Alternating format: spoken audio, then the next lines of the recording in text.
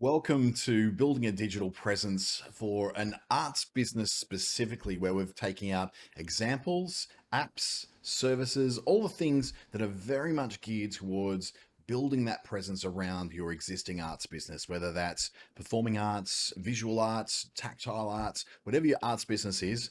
I'm pretty sure there's going to be some kind of solution in here for you. My name's Dante St James. Before we get underway, I'll just quickly share my screen and we'll be started. There we go. It's working nice and easily this morning. Wasn't quite so good yesterday when I did a webinar. Now I'm just going to swap over cameras as well, so I have a much clearer vision. It does really affect the recording. So just one second, I'll swap over to this one. There I am, right up there.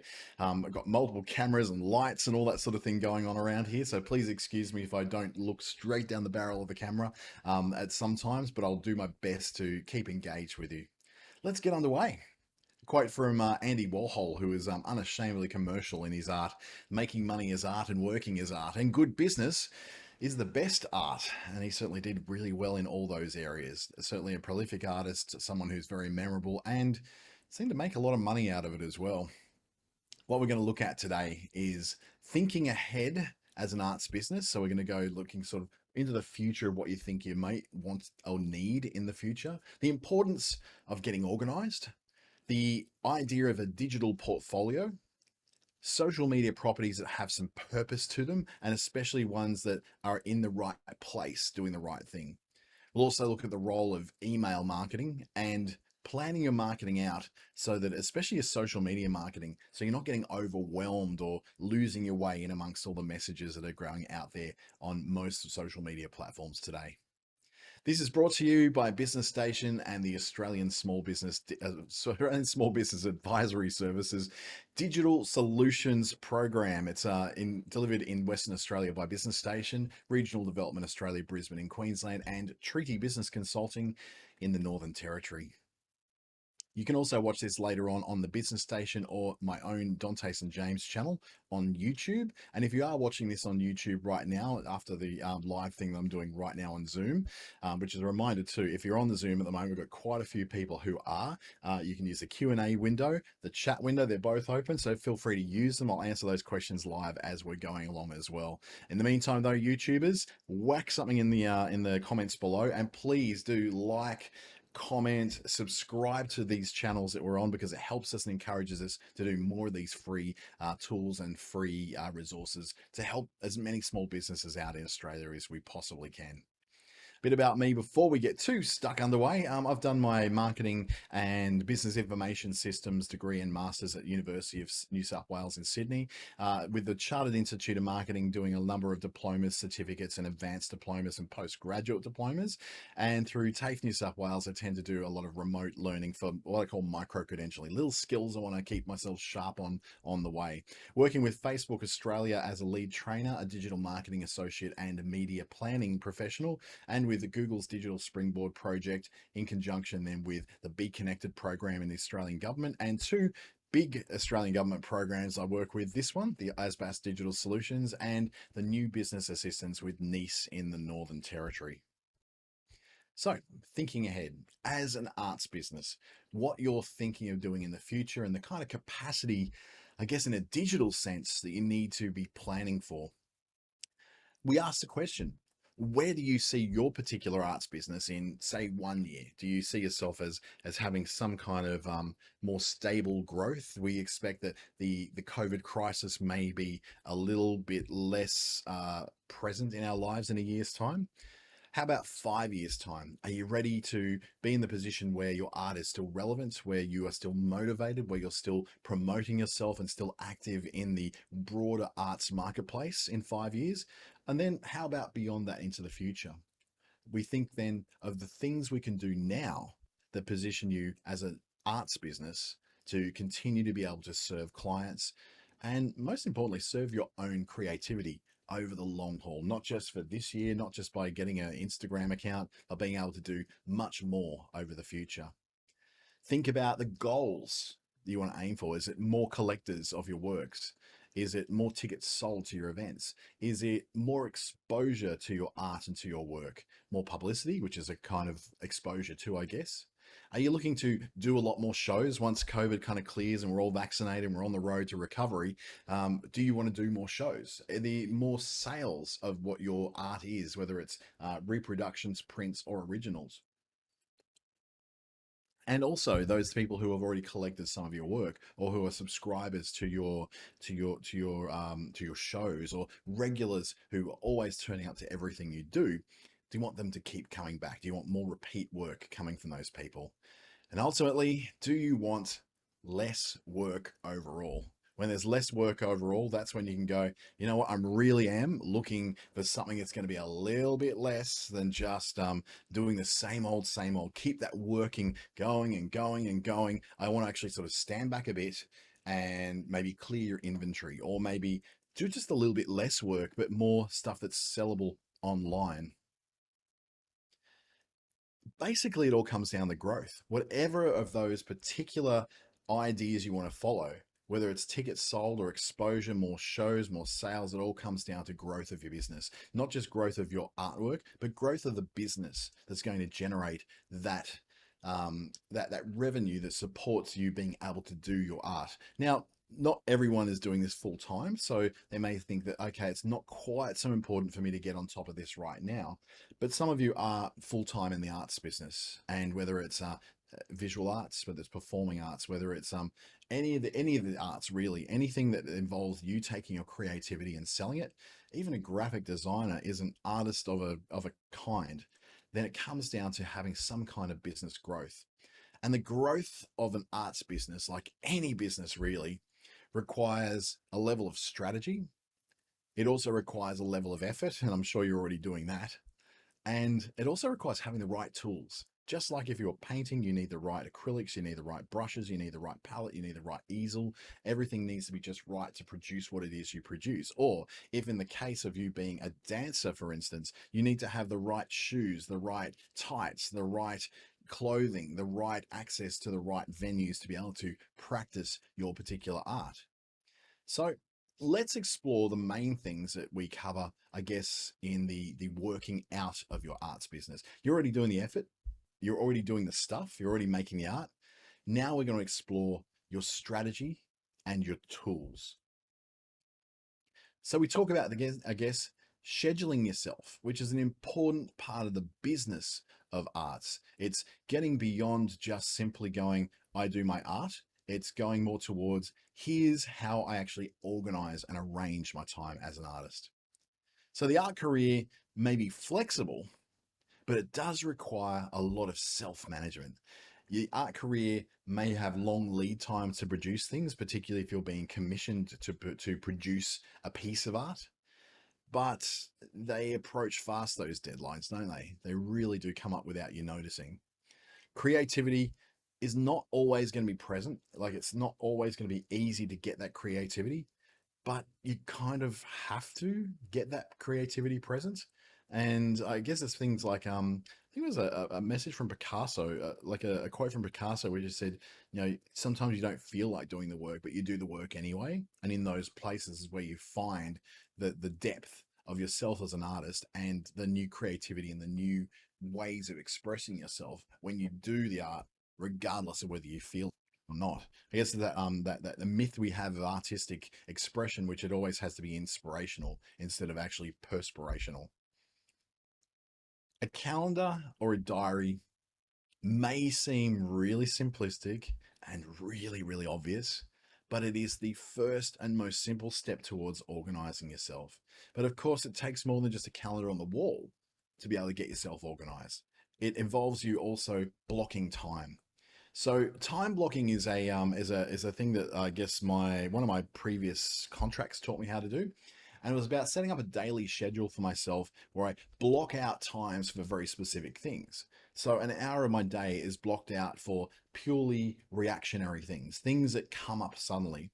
So it means that even though it's very easy for me to be completely booked out every single day of the week from 7 a.m. to 7 p.m., even Friday, Saturday, and Sunday, the reality is I've still got to leave time to catch up, support, chat with people, do my sales. So there's 2 hours of my day that are completely blocked out just for one is marketing from 1 hour. I market myself and manage my marketing and check my marketing for 1 hour every single day. And it's very important because that's my work in the future. That's creating my pipeline of additional work. I might not be an artist, but I still have deadlines. I still have work that I need to do. So that's a really good way to start. Then you start blocking out the chunks of time for specific things you do. My reactionary time, that's 1 hour, usually around the middle of the day, if I've not put it in the start of the day, depending on how busy I expect myself to be. And then I go, well, if there's other tasks I need to do which are not client facing, they're not things like webinars, they're not things like one-to-one advisory sessions, then those things need to be blocked out. I need to block out maybe 2 hours to get a project done. To build a website, I might need to block out an hour a day for 5 days to get the basic bones of that website going. So when you time block, what you're saying is that I'm making a priority at that time to do this one specific thing. No matter what else is going on in the world, no matter what else is crumbling, whatever is canceling, whatever comes in, I need to be able to own my time. Now, clients don't tend to want you to own your time. They want you to be, they want to own your time. They want to control your calendar and control your time, which is great because a calendar will help you do that. But a scheduling system is what's needed to be able to, I guess, funnel people into the available time that you have. So you do need more than just a daily to-do list when it comes to this, because life is complicated. You're not just working in a silo. For instance, you need to work for clients, for contracting organizations, for employers, for all kinds of people. So what you need is a scheduling system, because you've got submission deadlines you may need to reach. There could be exhibition dates you're aiming for. There's the dropping off of materials, art installations, costumes, whatever you need to drop off. There's logistics involved, pickups of all those things after an exhibition. Then there's all your marketing that you need to do. And then there's actually the doing of commissions. So in between all the freestyle artwork you're doing, the artwork you're doing that's all part of your regular creative process, on top of that, excuse me, you've also got to then allow yourself time to do commissioned work. So that's the work that you then do that people ask you to do. Clients come across for that, not just people buying your existing work. There's client contact then, of course. So you're going to get all sorts of questions from clients. You're going to get communication you have to have with clients. There's returns. There's all those sort of things. And then, of course, your publicity cycles, because arts definitely do have seasons, and they are all around things like festivals. They're around events. They're around, particularly in where I am in Darwin, this middle of the year is when all the art scenes be concentrated in, because that's the time when people are out and about and doing things. When it gets to the hotter part of the year, everything seems to shut down a little bit more, and it's all about indoor events. So art exhibitions can happen any time of the year, but if you want to reach the biggest audience, you need to do it about the middle of the year, because that's when there's more people in town, more tourists, etc. Although, as you can gather, I'm in lockdown right now, and chances are you probably are too, and that's sort of put a big hole in that for now. So a scheduling system then has the ability to be able to plan these things out. So you're not just blocking your time out, you're actually making allowances for things that need to happen over a period of time. Say, for instance, projects which take more than just a 2 hour block in the calendar, they could take ongoing work over a period of time. So that kind of thing, you need to ask yourself then, will I actually use a scheduling system? It's okay to go and get one. And I'm a king of going and getting systems and then not really using them because they're hard, or they require more of my time to learn, or I just feel like they're controlling my life and they're breaking my creative, chaotic existence. The reality is, though, you need to have a scheduling system, but you might as well have one that you feel like you actually will use, because just white knuckling it and going, yes, I will use it, I will use it, I will use it, is probably not going to work for you. Then ask yourself, particularly in the arts circles, and I get this not just in arts, but in people who are sports people as well, people who work in an area that's not the standard sit down at a desk and do a day's job at a desk kind of people. Do you actually prefer the chaos? Do you prefer that it's all swirling around you, that you don't really know what's going on, and you don't really want to know what's going on? And you think calendars are for, the freaks in the office cubicles, and that's not really for you. Well, then a scheduling system and a calendar probably isn't going to work for you. There may be other items that may work for you, but the reality is, if you want to be organized, you have to be willing to be organized. And I don't know, that was a problem with me. I kind of enjoyed the hero aspect of, delivering a project at the last minute and getting the applause for it, and then being able to say, "Oh yeah, you know what? It took a lot of work, and we just got there in the end." It made me feel like a bit of a hero. That's not a great way to get work done. And it's certainly not a great way to build a business. So if you think you thrive in the chaos, it may be you that thrives in the chaos, but your business won't thrive in the chaos. Are you on the go, or are you based in one place? So if your business, if your arts take you to doing workshops all around the Northern Territory, Western Australia, South Australia, whole of Australia, overseas, even before we were, kind of banned from going anywhere, are you someone who has to be mobile all the time, or are you someone who's based in a central place where you're always producing your stuff? Are you connected to a theater? Are you connected to a studio? Do you have a studio actually in your home that you work from? I have a home office, for instance. So for me, having a calendar that I can use that's primarily designed for the desktop experience, and my big screens that are right here in front of me, my little screen down here, and my mobiles are over here, and a tablet that's over there, and another screen that's behind me over there at my housemate's desk. And we look at that and go, well, then the kind of scheduling system, the kind of calendars needed is going to be very different from someone who's primarily working off one of these guys. If you're primarily working off a mobile phone, you need a very, very different approach to how you're going to do it.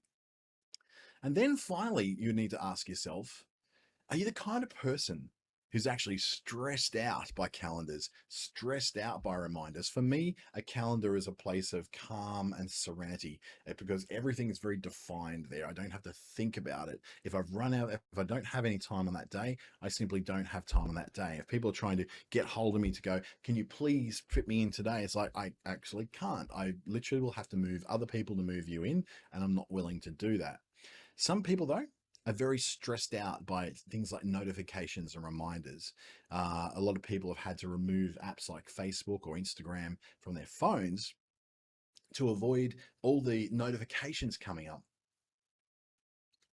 Not necessarily because they are stressed out by them, but they are put under pressure and they feel that they have to check that message. Like, there's very little in the world that actually makes you absolutely have to check that Facebook Messenger message or have to check that SMS. There's very few things that are so earth shattering that you need to do it. For me, it's just as simple as taking my phone and turning it upside down and putting it face down on my desk at the times when I do not want to be disturbed by these particular things. When I've got work to do, I simply turn the phones over and I don't see the notifications. Of course, though, the notifications pop up on my desktop because it's connected through to my phones. So if I want to do that, there's do not disturb modes I can put my phone and my desktop computer into as well. If I put it in a do not disturb, those notifications don't come up.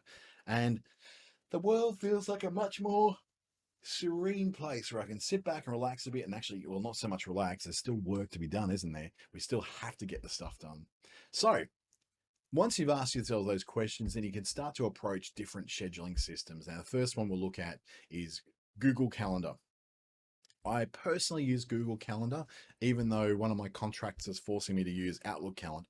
I still integrate it into my Google Calendar because the Google Calendar is remarkably simple to use and very, very visual in its approach, with a lot less clutter than what Outlook, for instance, would have.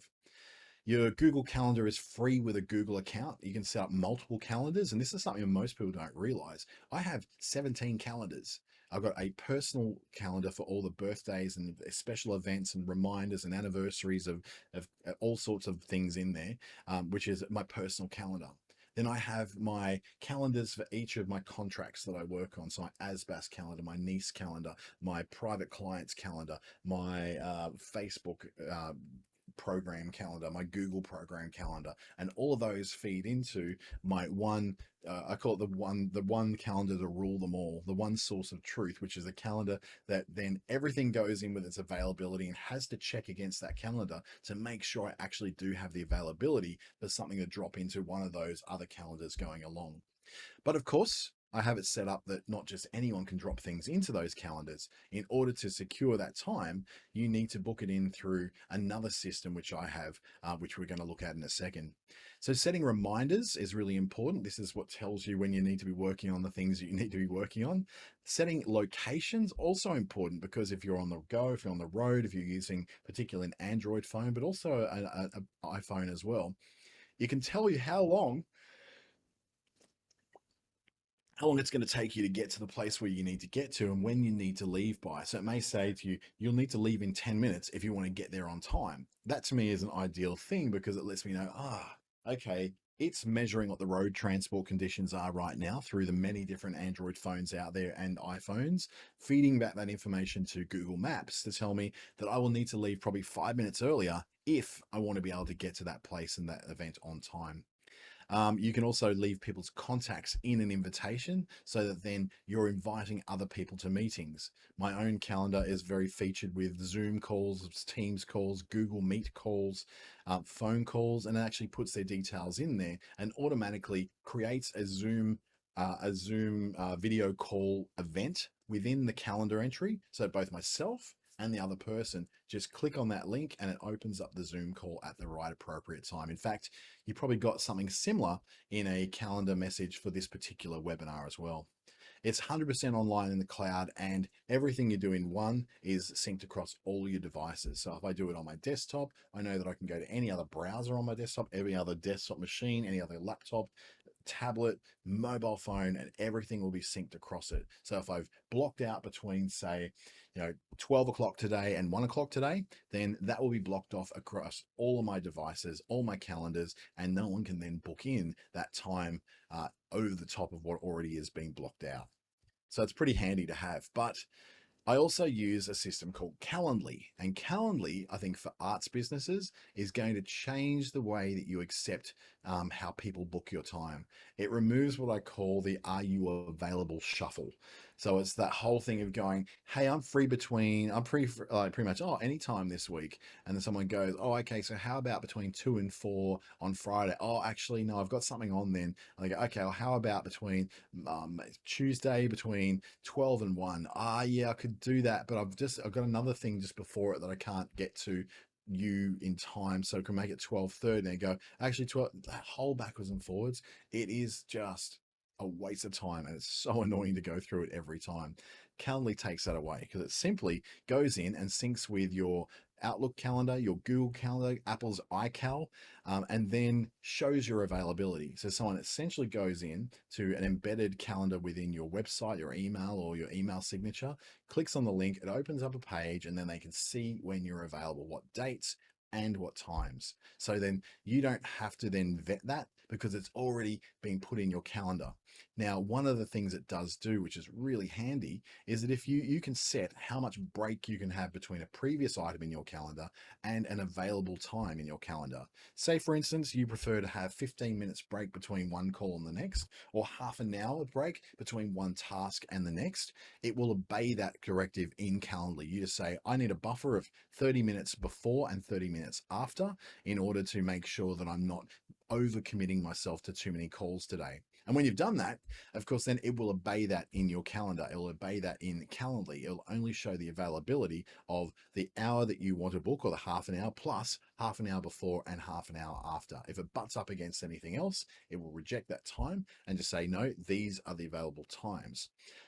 You can have different lengths of availability, from 15 minutes, 10 minutes, 5 minutes, even for a really short call, up to many hours. And you can have many different event types. So for instance, I have about 17 different event types for the different kinds of things that I'm making allowances for, which allows me to say, if I'm having follow-ups with my clients in Broome, I give them to the end of July to book those, because after that, then the offer for the catch up with them expires. The same with the catch ups with people in Townsville and Cairns and Mackay that I visited in the last month.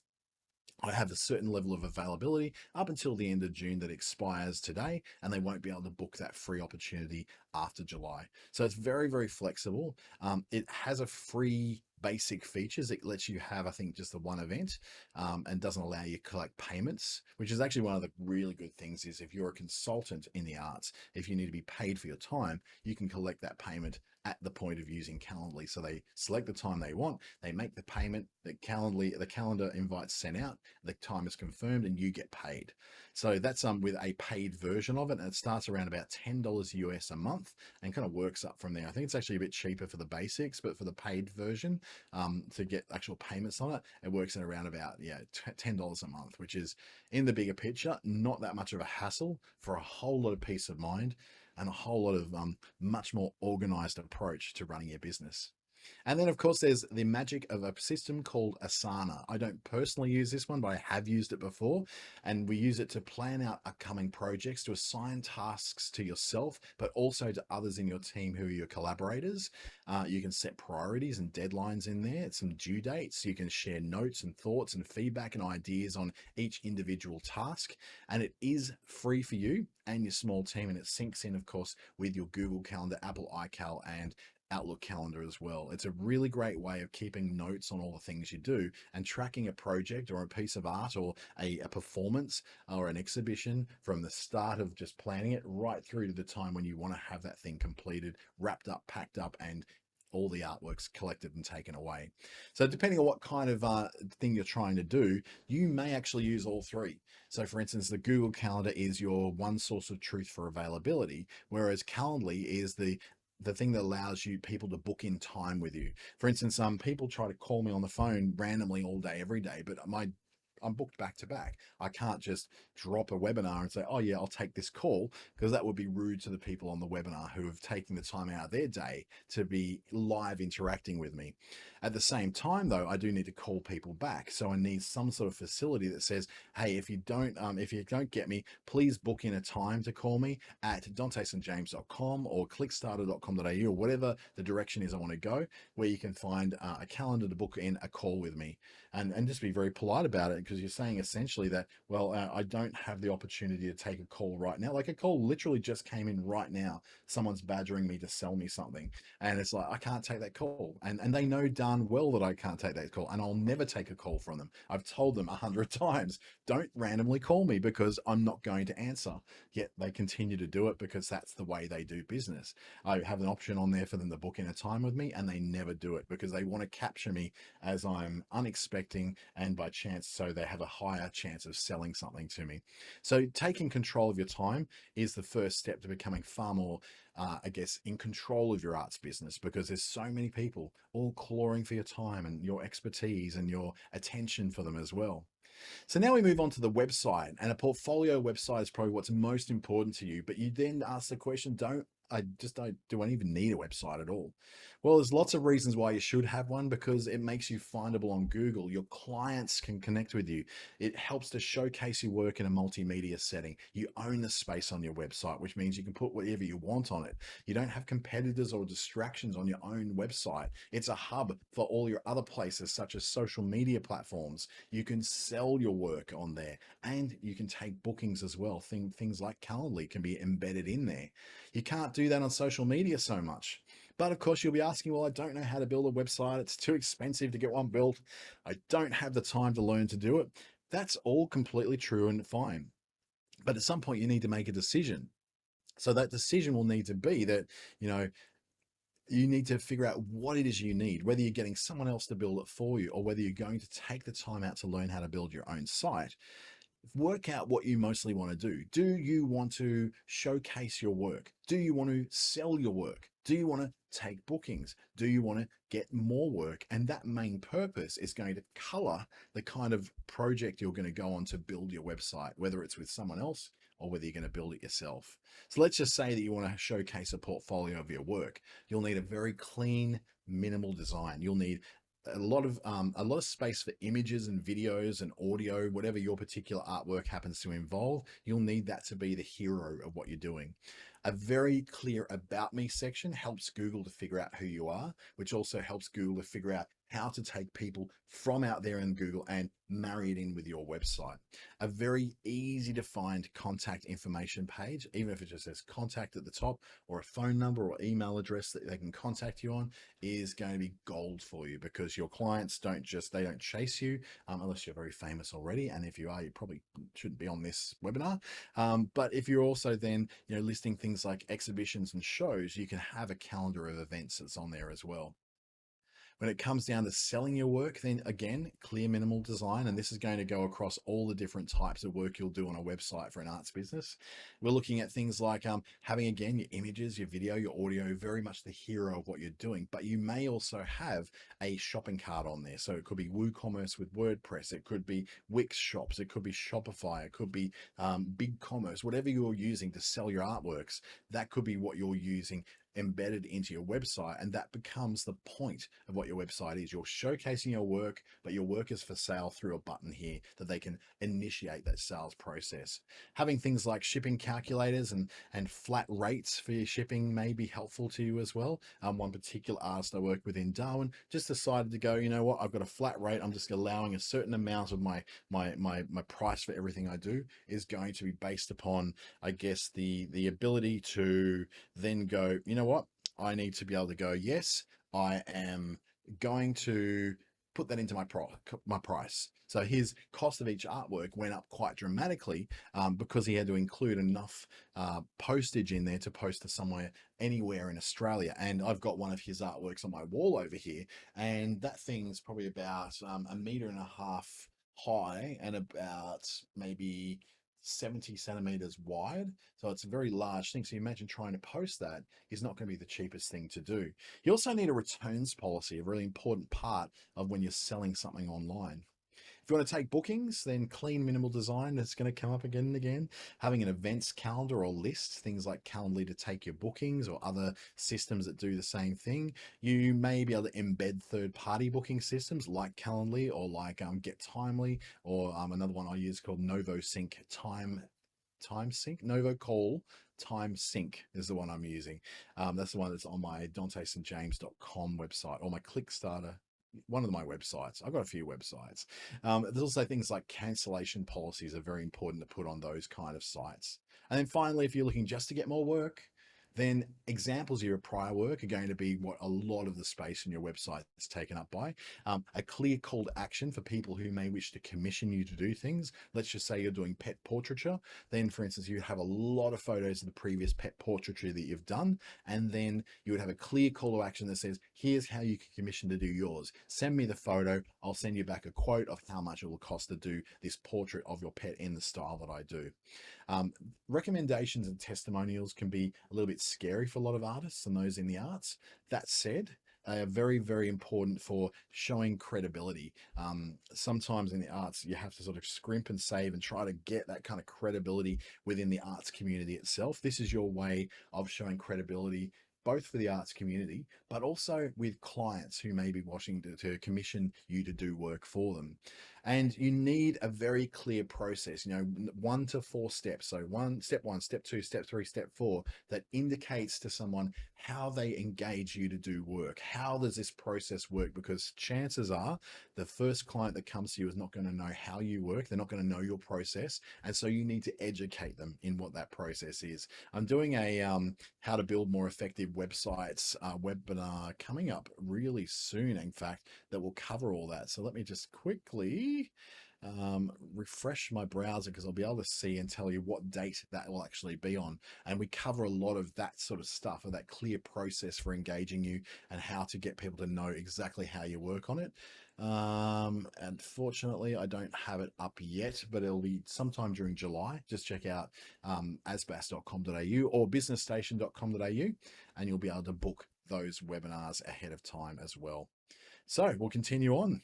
The next step we need to look at is, well, what are the platforms you can build a website on? What is a way that you can build a website that you can do it yourself, or you can then at least pay someone else to do it and you can pick it up later on? So we start to look at things like Squarespace, Wix, WordPress, a new product, well, not a new product, but it's new to me, called Format, and another product called Artwork Archive. Let's look at Squarespace first. Lots of templates that are made very much for specific things, such as artists, performers, designers, all that sort of thing. There's plenty of those available, and they're very geared towards exactly what you think they would be. There's domains can be purchased there. That's your web address. E-commerce, which is the selling part of it, can be done through Squarespace. You can host galleries. It starts at about $18 US a month as the most low level of it. This is a very popular thing with artists and very popular with designers, because it is the templates and themes are very clean and very minimal. So they make you feel like your artwork is taking center stage, and rightly so. Then there's Wix, which is probably it is the biggest of the do-it-yourself website systems. All-in-one hosted solution, just like Squarespace. Tons and tons of themes and templates, just like Squarespace. You don't need to code or have special tech skills to be able to do this. It's pretty simple to do from scratch. They have gallery layouts and gallery plugins that help you to present your image and your video in the best possible way. You can use upgrades to be selling online through Wix stores, and it starts at about $13 US per month at the sort of the level you would need to do as an artist. Now that won't let you sell. It gets at around about $30 to $40 US a month if you want to sell. It's when you start to have the selling component come in that a lot of these platforms start to cost a little bit much more. Now, the world's biggest platform for websites is WordPress, and there's two very different kinds of WordPress. There's the one you host yourself on your web hosting, and then there's the one that you that's self-hosted within WordPress's servers. There are endless themes and endless capabilities for this. Lots of support all over the place, costing you between $4 and $44 US per month, depending on what you need to get. Now, there is a free option to get you started at WordPress.com. If you want to try this one out for yourself, have a look at it, have a go, and see if it works for you. Some people find it too complex for themselves, but there's lots of tutorials and videos that will help you get through that as well. Format is geared towards photographers, so people who've got like businesses that sell prints or sell digital images. Really commonly used format. There's lots of free themes to choose from within the platform. It is very much based on portfolios. So if you've got a portfolio of visual works that you want to show off, format is excellent for that. It's free for 2 weeks to trial, and then it's US $12 per month ongoing at format.com. And then the final one we'll look at is Artwork Archive, which is not a website so much. It's like an online portfolio system. Then you can take that portfolio and embed it into other websites you've got. So if you use, say, Google Sites or Wix, Squarespace, WordPress, anything you like, and you don't like their layout, you want your one single online portfolio to be in Artwork Archive, it will do that. It'll also handle purchase requests, but not necessarily purchase of themselves. So you'll then send a request off to say this person's interested in this artwork. You can then, have a conversation with them about the purchasing of that artwork. About $6 per month going on. You may find that you don't need it because there's a lot of the things that happen within Artwork Archive that also work completely fine in the website platforms themselves. Social media needs to be approached with a very strategic point of view rather than just the chaos and the I'm producing social media here in a big clump one week and then you won't hear from me again for 6 months. We want to avoid that. Social media is essentially your amplification for everything you do. For everything you do in real life, social media is a process that lets you amplify that out to a far broader audience, whether that's through organic or paid stuff. But you do have to ask yourself, in realistic terms, is the social media platform you want to use easy for you to use? Do you find it simple to be able to use? Is it something you can do without really having to think too much about or take too much effort on? Then you look at, what is the platform that you enjoy using the most? And where is the target audience you're trying to sell to? Are they on Facebook? Are they on Pinterest? Are they on something else? And then which do you see yourself actually using in the future? Which of these many myriads of social channels do you really see yourself dedicating a bit of time to using? And also, which platforms are just a plain distraction? These are things that you go, like, no, I'll tell you now that this is just not going to work because I'm just going to get distracted the minute I get in there. That for me is pretty much mostly Facebook and LinkedIn are my distractions, and I often have to close them down when I'm not using them, because if I see something come up, I've got a stupid notification coming up on LinkedIn right now. I've got a message from Katie. I've got a message from Karen. I don't need to answer all those. I'll have to get back to those again later because things have changed dramatically. and also, whether you can dedicate time to those. Now, the reality is the big hitters in social media are Facebook, uh, Instagram. They're the two big hitters. YouTube as well, Pinterest, and these days, TikTok. It cannot be ignored either. Now, you don't need to be on all of these. And remember, we were asking those questions before of what's easy for you to use? Where's your target audience? What platform do you enjoy using? What ones do you actually feel yourself using? Now, I need to avoid TikTok and only use it at certain times because it's very, very addictive and gets me very much. I can lose 2 hours in there just watching short videos, look up and go, oh my goodness, it's 5 o'clock. Where'd the time go? Same with YouTube. I cannot play YouTube in the background while I'm doing work or have a TV playing in the background because it just messes with everything. It just means I don't get my work done and I'm just not, giving the attention to my work that I need to. So out of those big hitters, you've got to pick one or two or three that you're going to realistically be able to use. And that may not be all of them. So when we approach social media, then we look for tools that are going to help us make better social media. And some of those tools can be creative tools, usually creative tools on mobile phones. And getting creating on your mobile can use tools such as Framelapse. This is a really cool one. There's also Hyperlapse for the iPhone as well. This one's on Google Play for Android, and it lets you do time-lapse videos of your work. So it'll be time-lapse for maybe doing your warm-ups if you're a dancer, time lapse for the setup and pull down of stages if you're an on stage performer. If you're a painter, the time lapse of you producing a painting or some work on a painting over a period of time. If you draw, having a camera focused on the paper or on the canvas can be a really good way of you showing your process. And people really do get fascinated by this because most of us don't paint, draw. Most of us don't dance or sing. Most of us are just fascinated and absolutely fixated on people who are able to do these things and do them well. So it's always helpful for you to be able to show them how that works, show them a peek behind the curtain about how you operate as an artist. Framelapse then gives way to something more, I guess, practical than necessarily recording a time lapse, and that's Afterlight, which is an image editing app. There's lots of image editing websites you can do on desktop machines, such as Canva, which I use all day, every day. Stencil is another one. Crello. Then you can use more standard desktop systems such as Photoshop, Lightroom, Adobe Premiere, and Adobe Illustrator is another one, plus InDesign. They're all layouts and that you design and draw things on your desktop. But when it comes to the mobile, Afterlight is a great little app that allows you to enhance your photos, allows you to put filters on your photos. You can crop, you can resize, you can add light sources. It allows you to take a photo that you might have taken and then add additional things to it to just make it look a little bit better. And also to make it look, I guess, a little bit beyond just what an Instagram filter will be able to do for you. VSCO is a very popular app for Instagram influencers, and it comes with preset filters, photo editing, and a creative community that you can show off your stuff. It's free to start with and up to about $20 a year in US dollars to be able to use on your mobile phone. This one is probably, think of it as an extension of Instagram, really. You take what you can do on Instagram, it does a little bit more than that. You can have a lot more filters and a lot more adjustments that often happen in that sort of so they're showing there like a wheel. There's a wheel interface that allows you to change color, saturation, all those kind of things that allow you to better portray what you're doing in the style that really suits you. And then we move on to what I call the email newsletter. Now, email newsletters, do we even read them anymore? Do we even need an email newsletter? Because let's face it, only about 18 to 20% of emails on lists actually ever get opened.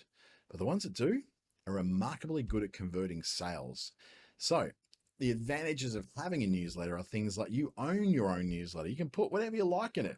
You can showcase your latest work. You can invite people to view and buy your works or book them. You can have e-commerce directly embedded in there. So for tools like Shopify, you can actually embed a product into your email so that people can just click on it and actually buy it right then and there.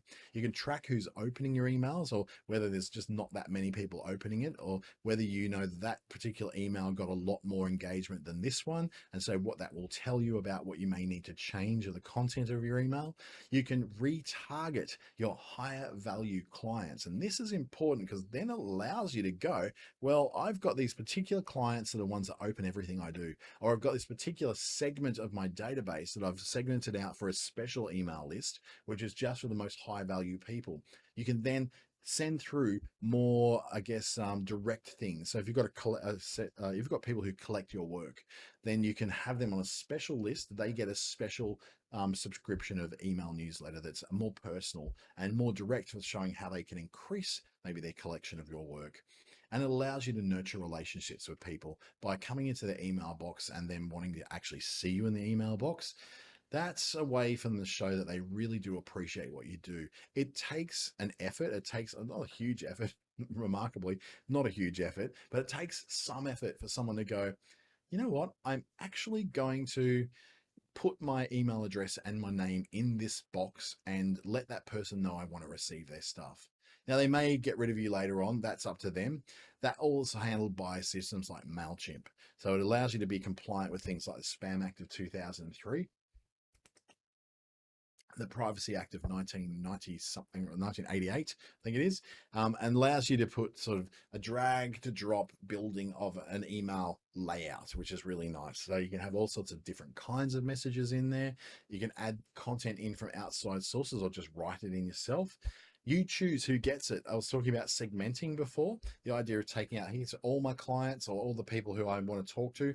Over here is my special people. I can pull them out of the main database and just have them over here where I send them a very different one. So you can have different lists within there.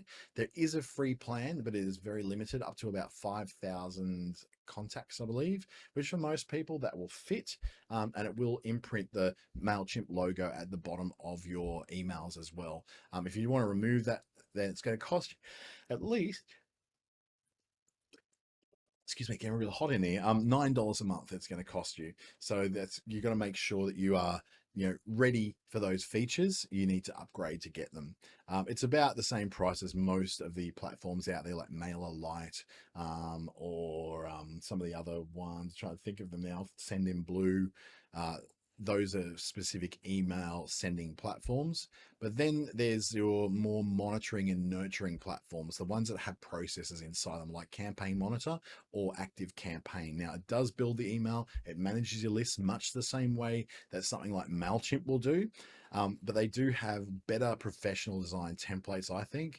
And you can also connect your online store. So if you're selling artworks or you're selling, tickets to something, you can embed those into your into your emails, so that when the email goes out, people can actually see those products or those bookings or those events and interact with them right there within the email. Plans do start at $9 a month US. And you can find out more about Campaign Monitor, which I think is a great place to start, .com.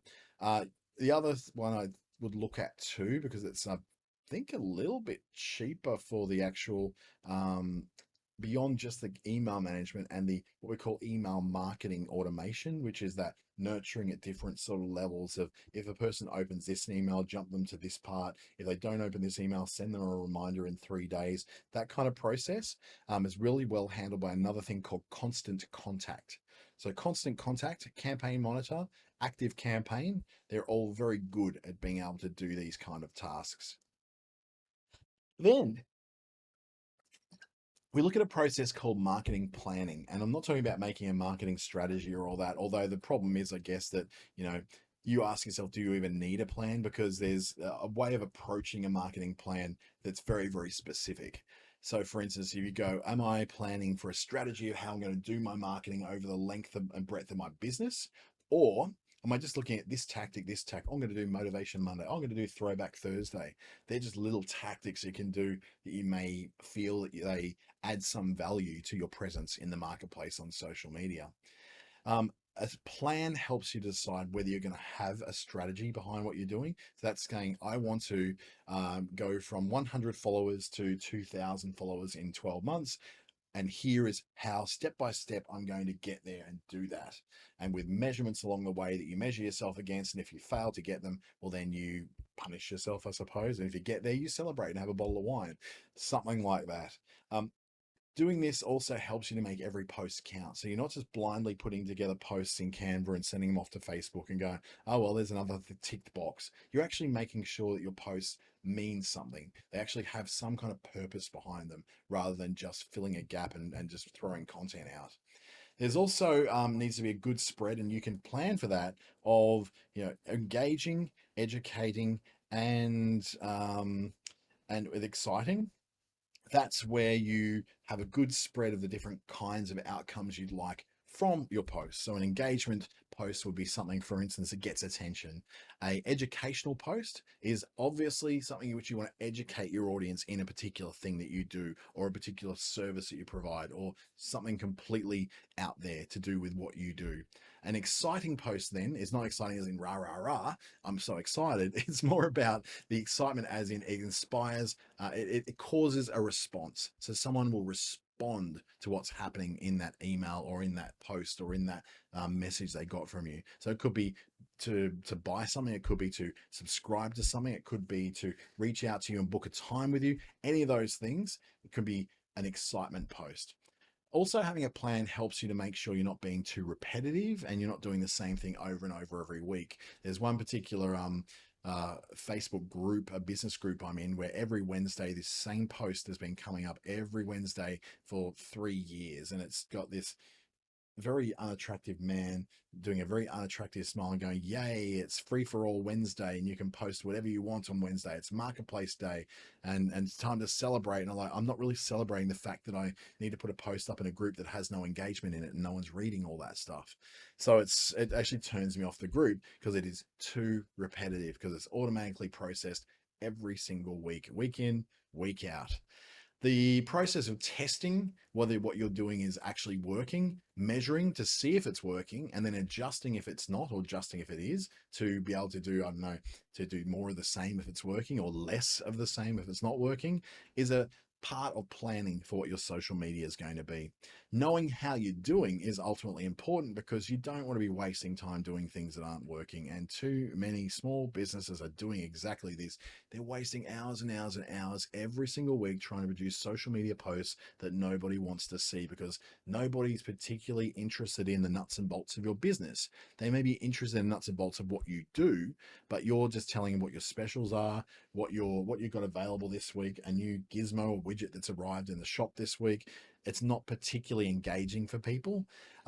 So what you want to do is streamline down to the things that work and chuck out the things that don't, but give yourself time to test new ideas in social media. So you essentially get to the point where your time is so streamlined that you're not wasting time anymore on social media. The time you're spending is very, very geared towards getting the result you want to get out of it. And of course, when it comes to working on social media itself, ultimately, social media is not the goal of your business. It's the art. It's the process of doing the art. It's a process of the performance that you want to get out of that. So it's not getting in, spending hours every day on social media. You want to be putting that into your art. You want to be doing that in your craft. You want to get in, you want to get out, you want to save time. Some of the tools that help you do this, a couple in there that I use myself. So Buffer, for instance, is a very good way of scheduling things ahead, but also streamlining so that you are then not just scheduling for Facebook, but you're also scheduling for Instagram, for LinkedIn, for other platforms like Pinterest, for instance, and sending out things to multiple places all at once. Now, some strategists on social media say, oh, that's a bad thing to do because it doesn't respect the audience in each place. I would say that if you had a marketing team and if you had a large marketing budget and you had all the time in the world to be spending on your marketing for your arts business, that might be an important thing. The reality is you need to be very efficient and very effective with the time you spend on social media, because it's not the core of what you do. Your art, your craft, that is the core of what you do. So using things like Buffer and Hootsuite to be able to do one thing once and send out to multiple locations is actually good use of your time. Then there's the tools that are built into Facebook, such as Creator Studio, which allows you to do Facebook stories, Facebook feed posts, Instagram feed posts as well, and schedule them ahead, be able to see how they perform. So you can go, okay, I need to make changes to that in the future, or I need to do more of that in the future and less of that in the future. And the other one is Business Suite, which is part of Facebook, which allows you at the same time to post to both Facebook feed and Instagram feed as well, and schedule that ahead of time. It doesn't allow you to repeat those schedules. There's other tools that do that, such as I would think Sociamonials. Um, One I use is Social Pilot. Another one I have used is Sendable. They all allow you to do sort of repeating posts. So you repeat that post in 7-8 weeks time, or the third Tuesday of the month after 3 months. So you can put in instructions to repeat that same post to go out there again at a time when it's unlikely to clash with someone who may have already seen that post in the past. So then we look at what is next when it comes to your arts business. Now, the ASBAS Digital Solutions program is coming to a very rapid end. So the idea here is that if you wish to book myself or any one of the other participating advisors for July, when the program will end on the 30th of July, you need to do that today. Today is the last day you can actually book in a one-to-one appointment. After today, the appointment, the signing ups, the registrations, the ability to be able to book someone will close. So if you want to book someone in July, myself included, and I've got limited availability now in July. So if you'd like to book me, feel free to do it, but you do have to do it in July. You can do that through asbas.com.au or businessstation.com.au. If you want to have a bit of a guide through that process, you'll have to do it really quickly because we need to do that today. You can feel free to email me at dante@treaty.com.au, or visit me on LinkedIn, Facebook, or Instagram, and I'll hopefully be able to get back to you very, very shortly. I do have a big day of reporting at the end of financial year day today. My accountant's on top of me, my bookkeeper's on top of me, ASBAS is on top of me. Everyone I'm working to is needing a report. So once I get off this webinar, I'll be knuckling down really hard and just typing on the keyboard. But I just want to, I guess, end this by saying, I hope you're well. If you're in a lockdown state or a lockdown city, like I am at the moment, that you're taking the time to do the things you can, doing your exercise, getting up out of your seat, making sure you look at the view that's around you, even if it's just out the window to the neighbors next door. Check in on your friends, check in on your neighbors, and I guess help this to be a more bearable time for everybody. Thank you so much for taking some time out of your business today to work on your arts business. I really do appreciate the time you spent. And ultimately, I really hope I'm doing a whole lot of these webinars right through July as well. You will be able to book those right through July. That booking is not being taken away. It's just booking myself and the other advisors in a one-to-one capacity will be ending after today. So I do wish you all the best if I don't see you again. But in the meantime, if you are around in July, I'll see you in the next one.